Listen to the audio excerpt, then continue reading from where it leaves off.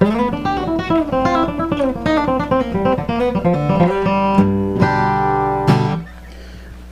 back, YouTube fanatics. As you saw there, I've got some blazingly fast new licks for you. I've got three things to go over with you. One is they can all be used for licks, and one can be used for an exercise. Okay, now I just came up with a couple of these, so I'm not exactly sure where to fit them into a song. I know some of you guys want me to play the songs in context with the licks, or vice versa, so that you know where to put them in.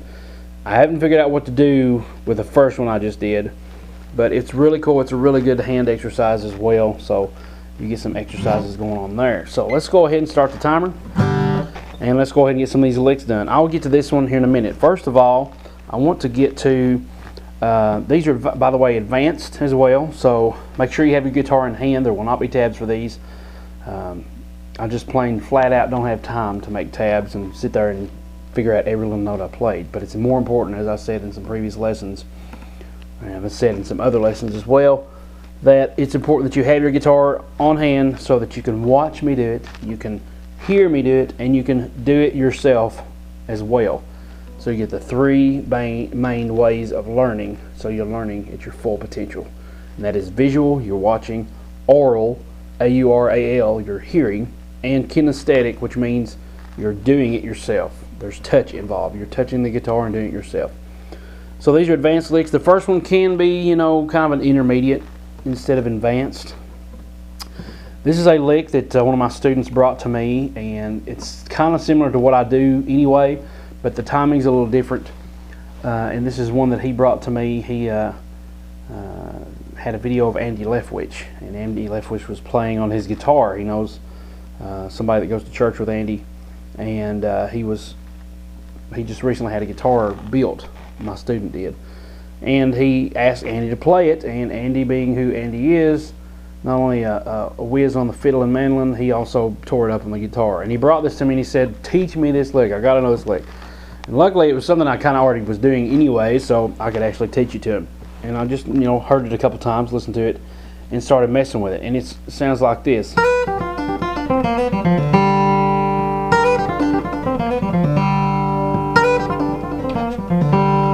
I was doing a lot of fast licks, and all of a sudden this one came out, and he's like, "Whoa, I gotta learn that." So I taught it to him, and I'm going to go over it again today on our lesson. But this is basically box one of the minor pentatonic. You know how stickler I am for pentatonic stuff. Ever since I learned you can use it in Bluegrass, I've been non-stop using it as much as I can. It eliminates notes so that you can span a wider intervals over the fretboard. And so it just sounds a lot better. So anyway, this goes like this again. This is box one, the lower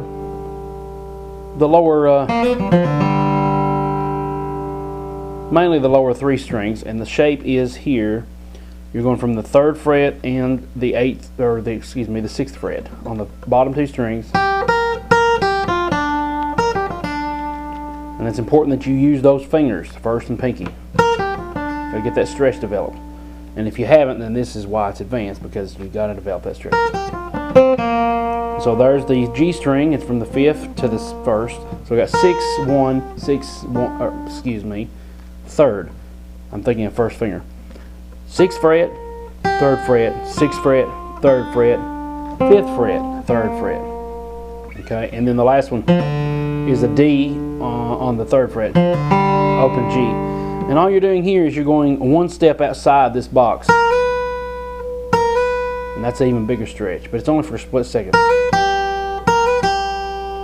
So you're going back to this, so you better be ready here. That's why you can't just go. You want this to be here already. And so we're going to pull off right there. 6, 1, 6, 3.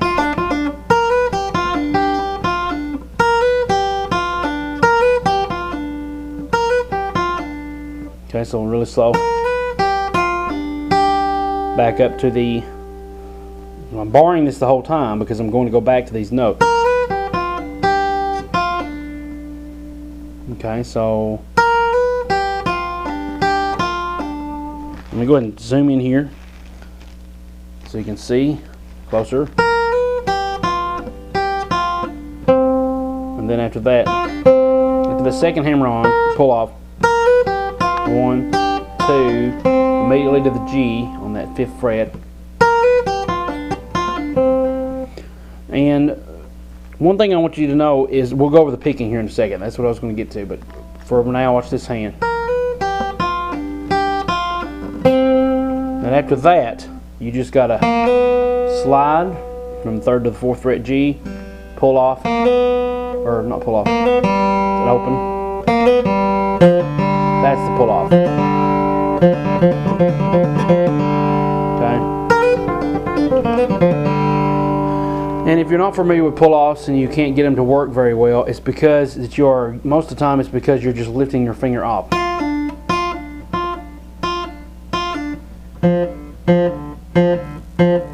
We want the goal, the hammer on and pull off, we want it to be as loud or maybe even louder as the note that's picked. Not also this way. Not. We got to put a little force down, and we got to use this to make it louder. You have to kind of grab the string with your finger, and kind of see how much this bends. I bend it just a hair. My intention is not to bend it. My intention is to grab it and flick it.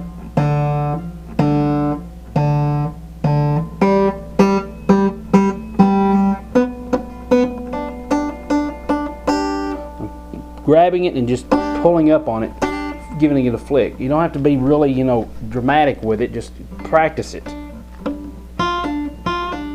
It's better to practice it with a note so you'll hear how loud it should be. It needs to be audible. Okay, back again to this.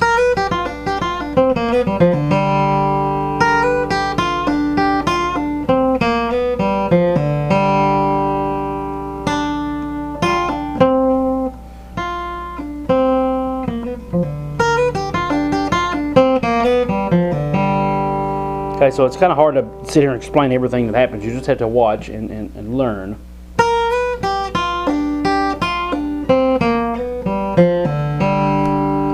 Now the picking, watch my right hand, the picking, I'm starting with an upstroke. 2 upstrokes, then a downstroke on the B. That's a pull off. Back up on the E. 2 downs, upstroke, upstroke open G, downstroke on the D, downstroke on the G.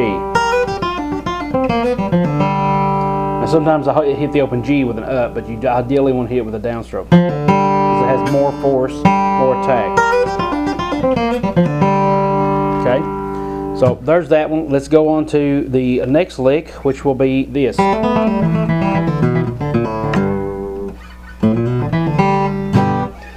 And this is kind of like the backtracking video. That's the little exercise I did for a backtracking, the backtracking video. But what we're going to do here is, if you'll remember the Beaumont rag lesson, where I did like I think it was part 2, where I did this lick.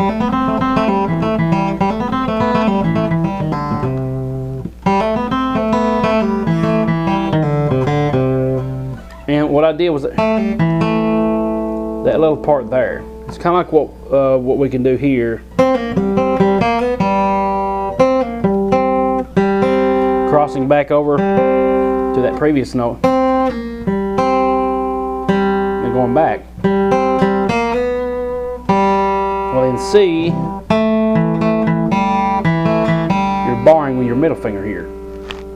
And we're doing this in G, so it's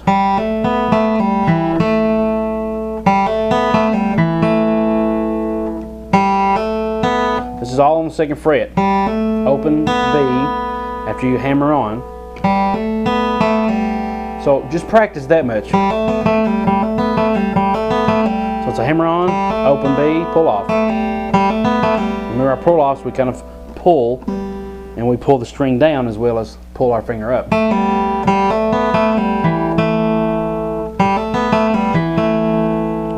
And that needs to be landed with your finger pretty much either in the ready position or the flat position, because you need to get back to that second fret on the G. D, G, D, open G.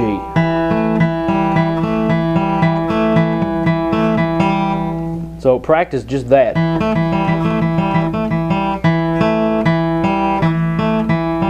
The key is when you roll that you still have enough pressure and enough of your finger on that D string so that you're playing it and it rings out clear while you're rolling.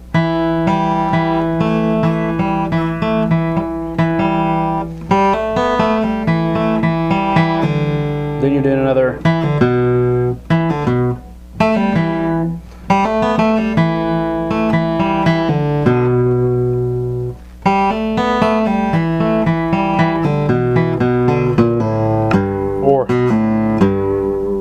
And after that pull off on the A, I usually hit an open E or open D. Excuse me, open D or open G. D's closer, so I'll usually gravitate toward the D. Let me go at an angle here so you can see a little bit more.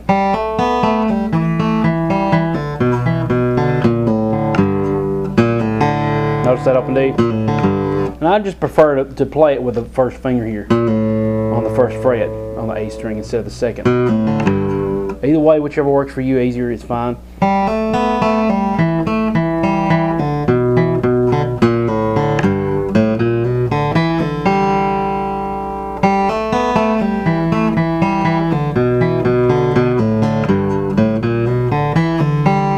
Just whatever G run you can come up with.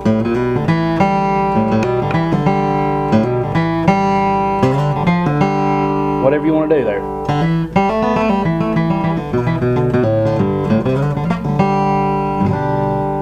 You can even combine it with the other leg.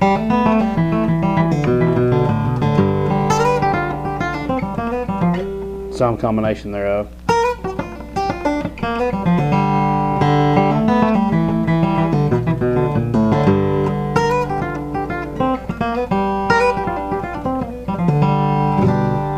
So one more time, very slowly, and kind of watch this hand as well.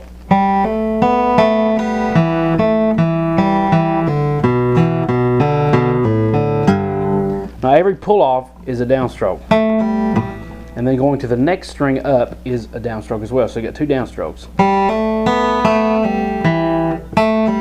downstrokes, pull off, regular.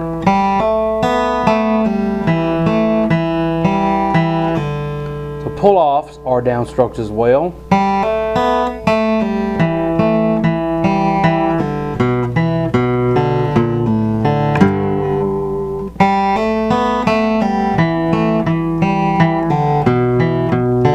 So you got, it's down, up, down, up. Two downs, down, up, down, up, down.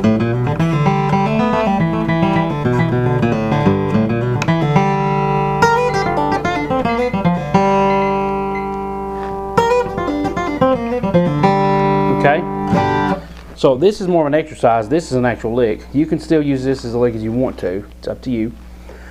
Okay, the next thing is the last lick, the first thing I came up with. And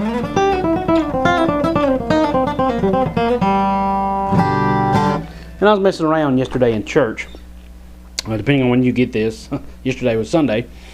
So it's the day before yesterday for you, because these come out on Tuesdays. And I was messing around, and all of a sudden this happened. And it's beautiful when accidents happen, because then you have cool things and you can reuse them. Now, I don't know if I could ever use this again, but it helps me with my fingers, and it helps me, you know, with the speedy side of it. And this is definitely an advanced lick. What I want you to think of first of all is, let's see, this shape for a D, and I've went over this in several different videos. I want you to learn how to play the D like this. So this is the way everybody's taught the D, right? Well, what I'm going to have you do is you're going to remove your ring finger totally. Put your middle finger where your ring finger was on the 3rd fret of the B string. So now you got this. And now this ring finger that's hanging out, you can go on the 4th string, the D string, the 4th fret. And now you've got this little D triad here. Move that up. Now the D, the root note is right here where your middle finger is. So if we want to play this in a G shape, then we play it where the G note is, at the 8th fret. Okay, and that is so helpful.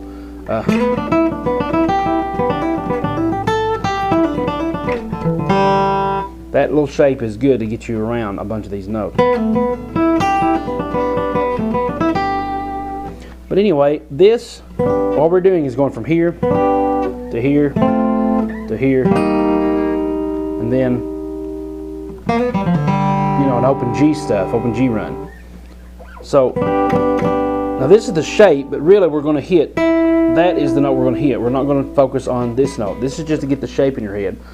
But the notes we're using is around that shape, okay? And all I'm going to be doing is going to slide and playing that chord. And so that's going to be sliding from the, let's see, the 7th fret to the 9th fret with my ring finger. And according to this shape, you have 9th fret, 7th fret G string, and the 8th fret B string. So we got 9, 7, 8.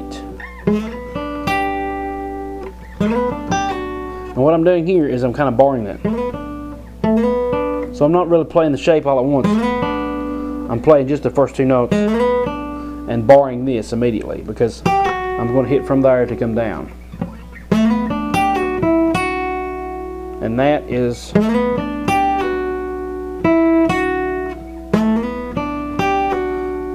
that's to the B, the G on the 9th fret, back to the B on the 7th fret,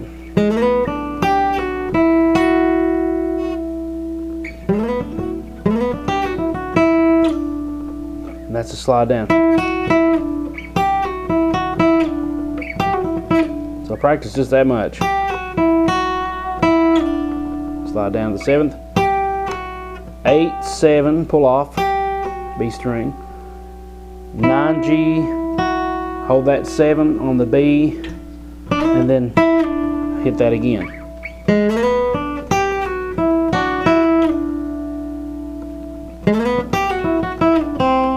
And then I'm hitting this note, thinking of it this shape here.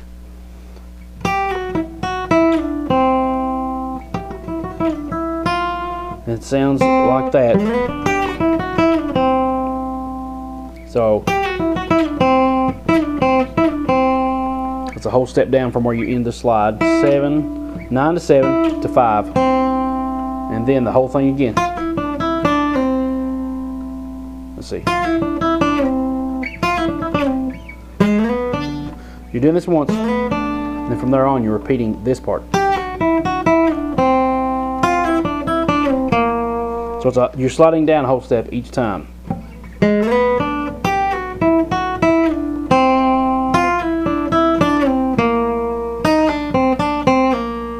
And then after that, the G. And that's part, once again, of the, but now you're on using the ring finger.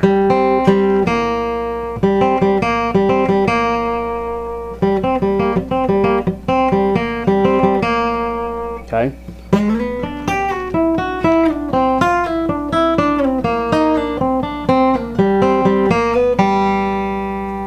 Once again, very slow.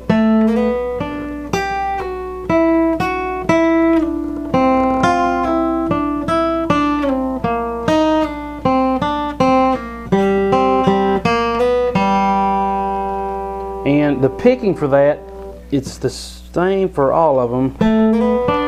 Down, up, down, and then down, down, up, down. the upstroke is going to happen after the slide on the first finger. So that's an upstroke. This is always a downstroke. When you're hitting that B string, it's a downstroke.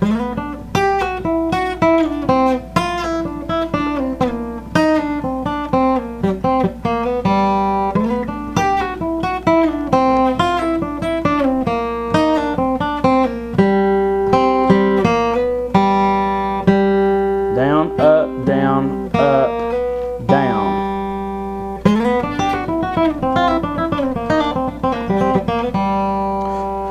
Now, I'd like to do another lesson on how to play from G and getting to G to F. Okay, I've got that stored away on my cell phone telling me that, and I do these, I write down, or I record sound bites that tell me, well, I've got a lesson idea, so and so and so and so. And one of them is to do a lesson on going from G to F, because it's very cool. Tony Rice does it a lot, and it's just a very good transition.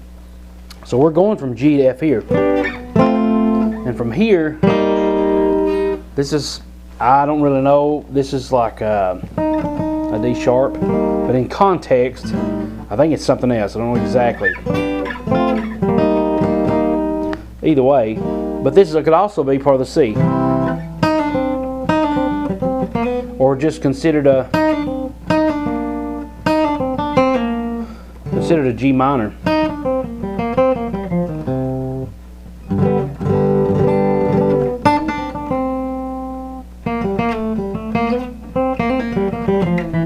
Let's see.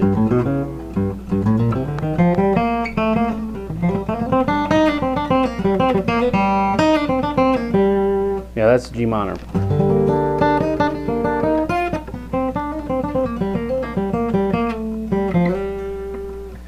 So that's part of G minor there. It's also, you could consider it part of C minor.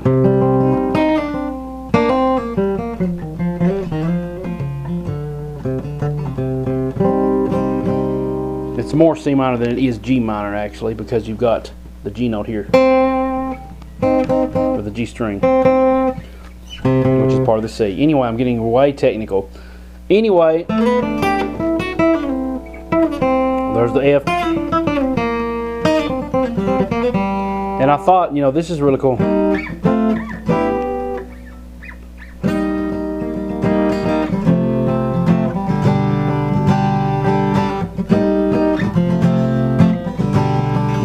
So it's increments of whole steps the whole way up. It's just the same as going, you know, if you were starting, let's say we're starting in C.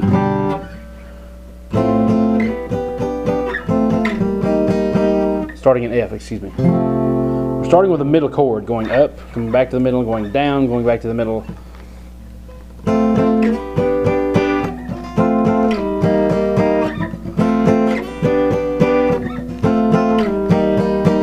That's kind of like all along the Watchtower.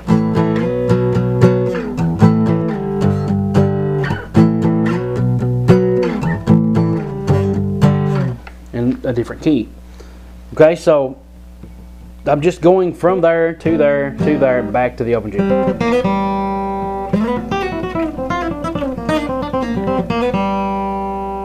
Okay. This is used as well when you're playing in C. It's a good way to get back from C to G.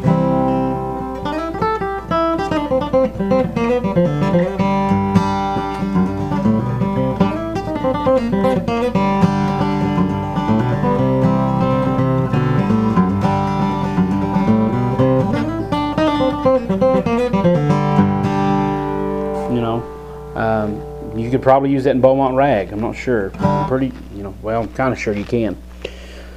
But I'm trying to get that across to you. That was just a cool lick I came up with, and it's an advanced lick. So I hope you guys enjoyed that. I hope you guys enjoyed this little section here. Once again, all three of them.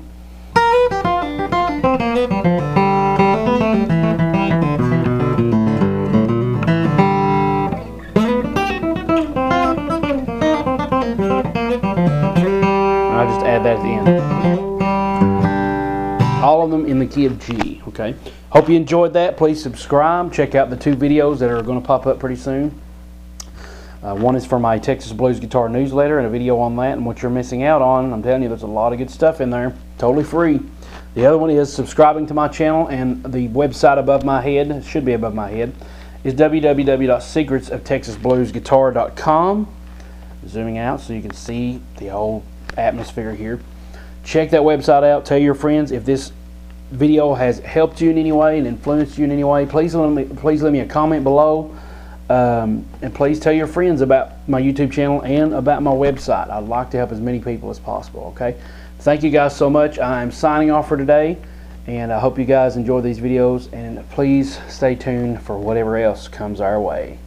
God bless and have a great week.